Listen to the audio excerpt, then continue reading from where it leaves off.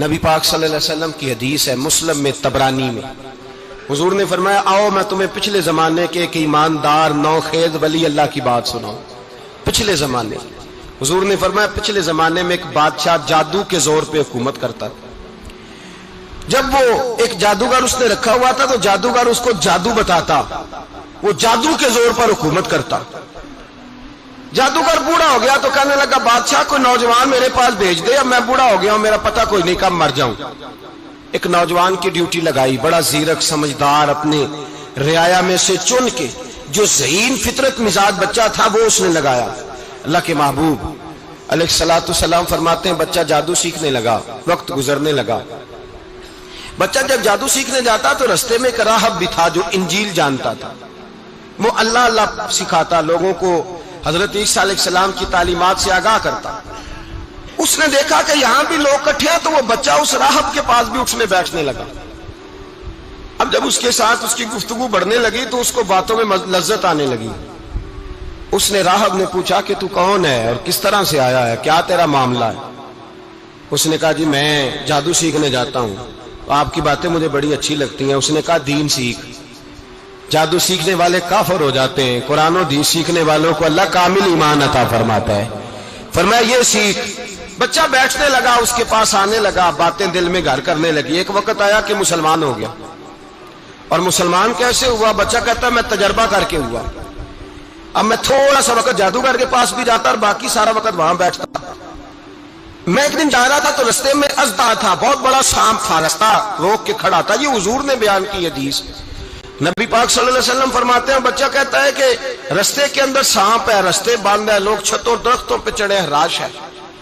کہتے چھوٹا سا روڑا میں نے اٹھایا تو میں نے کہا اللہ اگر جادوگر سچا ہے تو اسے مار دے۔ چھوٹا سا روڑا میں نے پھینکا، اژدہا کوئی نہ مرا۔ پھر چھوٹا روڑا اٹھایا، میں نے کہا اللہ اگر وہ عالم سچا ہے تو اسے مار دے۔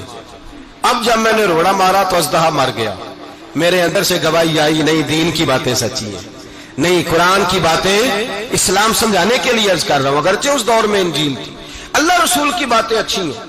کہتے میں مسلمان ہو گیا، اب میں نے راہب کے پاس ہی رہنا شروع کر دیا، جادوگر کے پاس چھوڑ دیا۔ اس بچے نے آنا، بادشاہ پوچھتا کہاں زیادہ وقت گزارتے ہو تو وہ بات گول کر دیتا۔ وقت تیزی سے بڑھنے لگا، اللہ نے اس نوجوان میں طاقت پیدا کر دی۔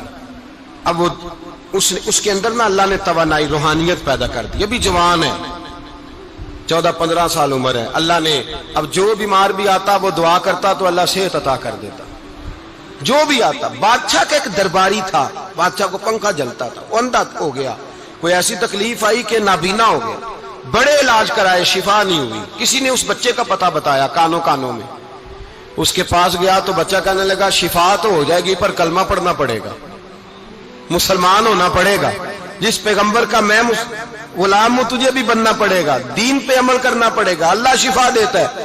اس نے کہا تو مجھے کلمہ پڑھا، مجھے شفا دے، میں تیار ہوں۔ اس نے کہا شفا تو اللہ دیتا ہے۔ اس نے اللہ تبارک و تعالیٰ کا ذکر کر کے دعا مانگی، یہ مسلم شریف میں حدیث ہے، طبرانی میں موجود ہے۔ اللہ نے اسے شفا دی، اس نے کلمہ پڑھنا شروع کر دیا۔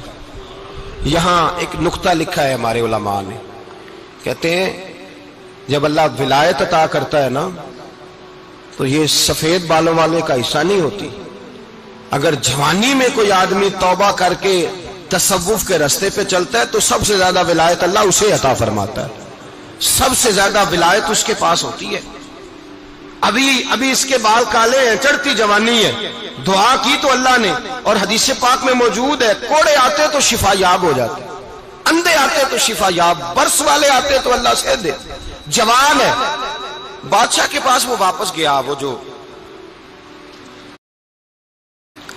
آدمی جس کی آنکھیں ٹھیک ہوئی تھی۔ بادشاہ نے پوچھا کہ کیسے شفا ملی؟ تو کہنے لگا میرے رب نے شفا دی ہے۔ بادشاہ سجدے کراتا تھا، اپنے آپ کو منواتا تھا، معاذ اللہ، کہنے لگا میرے علاوہ کون رب ہے؟ اس نے کہا وہی رب ہے جس نے تجھے پیدا کیا ہے، اور وہی رب ہے جس نے مجھے اندھے کو آنکھیں دی ہیں، وہی ہے میرا مالک۔ کہا اچھا تو مجھے نہیں مانتا؟ کہا نہیں میں اپنے رب کو مانتا ہوں۔ بادشاہ نے اسے سزا دی، ستایا، اس نے بچے کا پتہ بتایا، پھر بچے کو بلا کے ستایا تو اس راہب کا پتہ بتایا، راہب بھی قتل ہو گیا، نابینا بھی قتل ہو گیا۔ بادشاہ نے کہا سپاہیوں سے اس بچے کو لے جاؤ اور پہاڑ کی چوٹی پہ جا کے نیچے پھینکو تاکہ مر جائے. بچہ پہاڑ کی چوٹی پہ گیا تو ہاتھ اٹھا کے کہنے لگا یا اللہ میرے لیے نہیں اپنے لیے، میرے لیے نہیں اپنے لیے انہیں اپنی قدرت کے جلوے دکھا.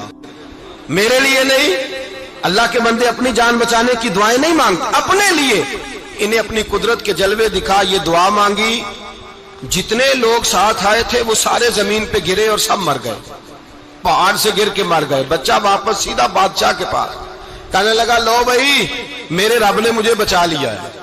جوان کا ایمان دیکھو، میرے رب نے مجھے، بولو میرے اللہ نے مجھے ایمان کی گواہی دے رہا ہے، میں بچ گیا ہوں، تو جھوٹا ہے میرا رب سچا ہے.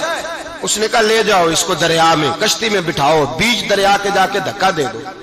بیٹھے کشتی میں، دریا کے بیچ گئے، اور جب جا کے وہاں اس کو دھکا دینے لگے تو اس نے کہا اللہ میرے لیے نہیں اپنے لیے انہیں اپنی قدرت کے جلوے دکھا. بس ایک طوفان سا آیا، جتنے سپاہی ساتھ آئے تھے ڈوب کے مر گئے. وہ بچہ اٹھا اور سیدھا پھر بادشاہ کے پاس، اسی کے پاس کہنے لگا لو بھائی میرے رب نے مجھے بچا لیا ہے، تیرے پاس آیا ہوں. وہ کہنے لگا تو کیا مصیبت میرے گلے پڑ گئی ہے، کیسے جان چھوٹے گی؟ تو بچہ کہنے لگا اگر تو مجھے باندھے درخت کے ساتھ اور سارے ملک کو بلائے، لوگوں اکٹھا کرے، پھر تو مجھے تیر مارنا، میں تجھے بتاؤں گا کیسے مارنا ہے، میں مر جاؤں گا. اللہ کا بندہ نوجوان ایمان دیکھو، مرنے کے طریقے بتا رہا ہے، میں تجھے بتاؤں گا میں کیسے مروں گا. یہ بات کہی، بادشاہ نے سارا مجمع جمع کیا، ملک سارا باہر آ گیا، درخت کے ساتھ باندھ دیا. کہنے لگا بھائی لوگوں یہ مجھے مارنا چاہتا تھا، مار نہیں سکا، اب میں اسے بتانے لگا ہوں کہ میں کیسے مروں گا. اسے کہو جب تیر مارے تو ساتھ میرے رب کا نام بھی لے، میں اپنے رب کے نام پہ جان دوں گا، ایمان کی پختگی میں اللہ کے نام پر جان دوں گا. اسے کہو رب کے نام پہ مارے، مر جاؤں گا.